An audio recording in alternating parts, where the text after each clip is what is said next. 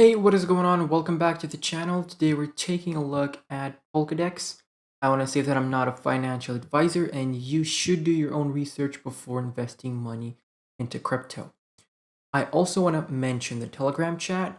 We're sharing great projects, sharing great low cap gems, sharing news and sharing tips for newcomers and a lot of experienced investors in there sharing some tips and saying and talking about basically their past mistakes, which is incredible, guys. I'm really proud of the Telegram chat. It's not filled with spam like so many other chats. I really enjoy it. So without further ado, let's jump into Polkadex. We are on the daily chart at the moment.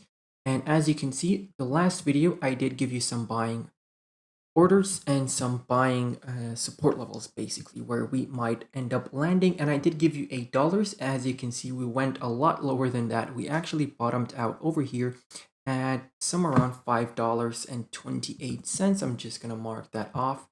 And we are going to have that little ticker or marker for you there. Basically, $5.30 was the bottom. And yeah, I did say that you can get into the project at $8, but I also said that don't put all your money into it. Spread the buy orders if it drops lower than dollar cost average, okay? If you did that, great. This is a great project long term, so you should be dollar cost averaging no matter what. Now, we are in this falling wedge, as you can see. Last week, we were in this falling wedge. We broke out of it, as you can see. In the last video, I did share with you this falling wedge. Now, we have fallen into another falling wedge. So a falling wedge within a falling wedge. Believe it or not, this is a bullish pattern. Bitcoin finds itself in a falling wedge at the moment as well. Actually, in two falling wedges. It broke down from the first one, from the smaller one, and now it's in this bigger one. But the breakout target out of this falling wedge is basically where it was created, and it was created over here at $13.22, and that is basically where the 0.382 fib is. So mark that, and that is at the moment where the 55 EMA is. So that is going to be a major resistance level. So keep that in mind. By the way, I want to show you how I have drawn the fib out from this impulsive wave, from the impulsive wave top, which was on June 6th, all the way to the bottom here, assuming that this is the actual bottom at the moment. So if this is the bottom, we might start coming back up, getting rejected by the support zone, and actually dropping further down. The lower you get into the apex, the more chances you're having of a breakout. So usually falling wedge end up in breakouts to the upside. Keep that in mind. Rising wedges tend to break down, and falling wedges tend to break out. Now, like I said, we have this target at $13.22, and do have the 55 and the 20 EMA on your charts always, because they are important support and resistance levels. At the moment, we are below the 20 EMA. We haven't tested it as resistance for quite a while, actually. So do expect us to come back up there to $9.20 on the daily, because that is important. And if we get rejected, then you can fall back into this falling wedge. But what also can happen is we can get rejected off of it and then come back down and test this resistance line as support, and then we continue with our legs up, basically. So that is another possibility. Another possibility if we just keep on going down. So I'm just going to mark off this $4 price range in case we do end up going down there. You're going to know that that is a possibility, because Bitcoin is it's a roller coaster at the moment, and we are pumping today, but I think that is mostly due to bullish news or the bullish conference from Elon Musk, basically. So yeah, SpaceX has Bitcoin surprise. I think pretty much everyone expected that, and everyone knew that Tesla and SpaceX were involved with Bitcoin. But yeah, so I'm going to remove the fib at the moment because I have these three levels for you, the 0.5 on the fib, the 0.382, and the 0.236. As you can see, once we had this capitulation, we did create this support line, this yellow support line of this initial falling wedge. Then we went back up, we tested the 0.382 as resistance once, 2 times, 3 times, 4 times, 5 times, and 6 and 7 and 8 times. So this is a strong resistance level.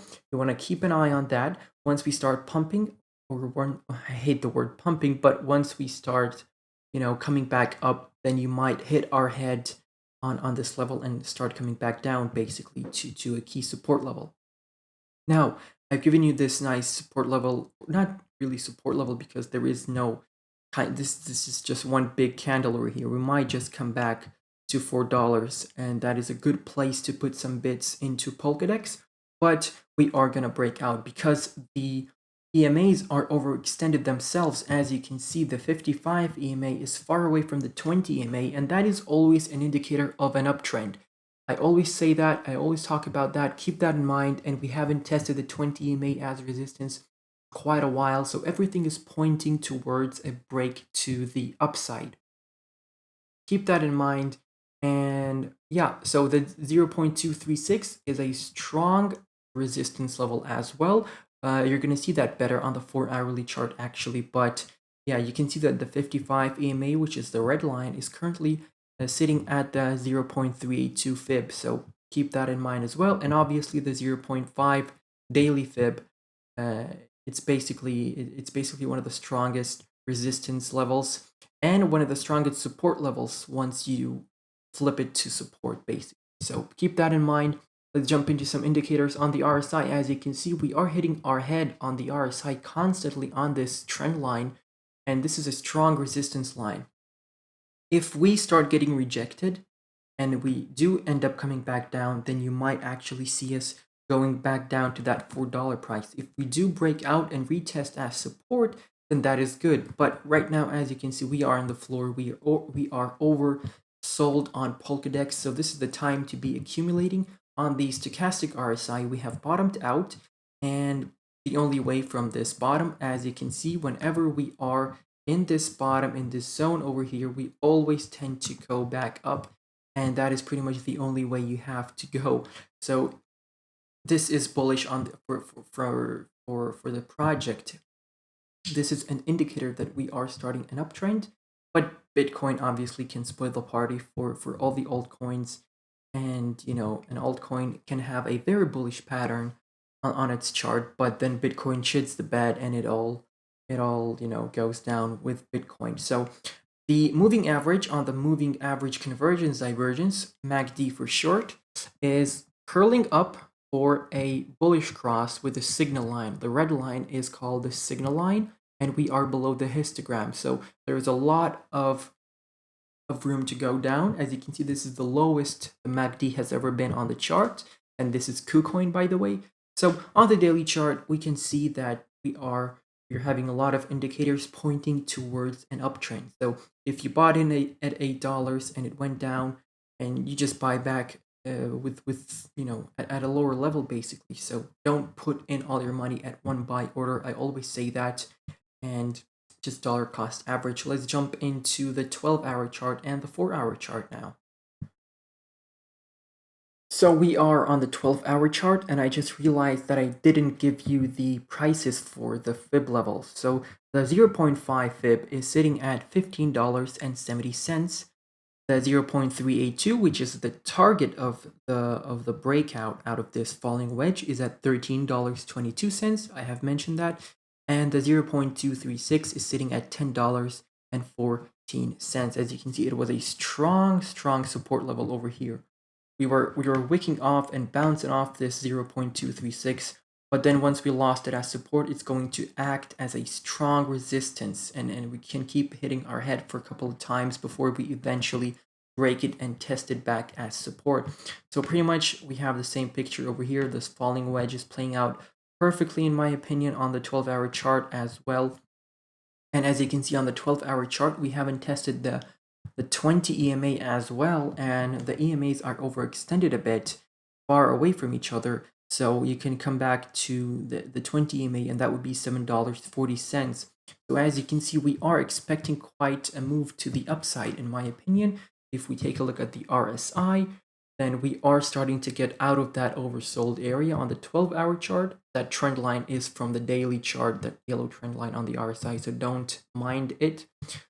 So on the stock RSI, we have started climbing back up, and before moving back down, we have to come back up here and then come back down. This is just how the stock RSI plays out, and I apologize about that.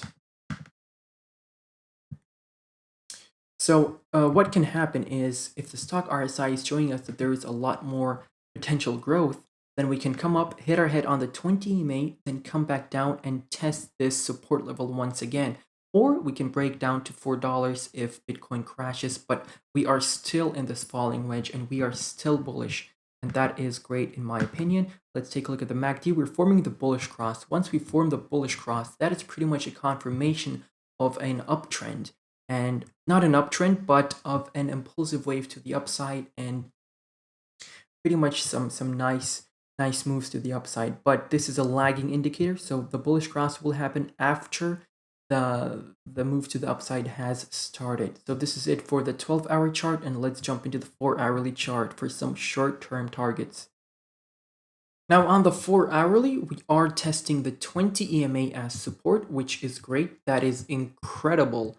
And we might come back and hit our head on the 55 EMA, and that is at $7.30. So pretty much we're having all the EMAs at this price over here. So we're gonna mark this off as, let's have it at yellow, but let's just change it to that, and let's just have it a bit more fat so we can, a bit more thick, so we can know that this is our target. So $7.30 pretty much is where we can have a major resistance level, and we can, hit our head on it and then come back down. That is what all the indicators and all the EMAs are pointing towards. But that would mean that the 20 EMA on the 4-hourly chart would start curling up for that bullish cross with the 55 EMA, and as you know, that is all we're looking for. Once you get the bullish cross, that is a confirmation of an uptrend, so keep that in mind. If we take a look at the RSI, we're starting to climb up. We're sitting at 50, smack bang in the middle, so still a lot more room to grow. But on the 4-hourly chart, we may have topped out on the stochastic RSI. What that would mean is we would just have to sit on the 20 EMA for quite some time for the stochastic RSI to come back down, reset, and then have that move to $7.30. So that is what I'm looking for. In my opinion, that is very possible. And on the MACD, as you can see, we have made the bullish cross, confirming this uptrend. So everything is pointing towards an uptrend.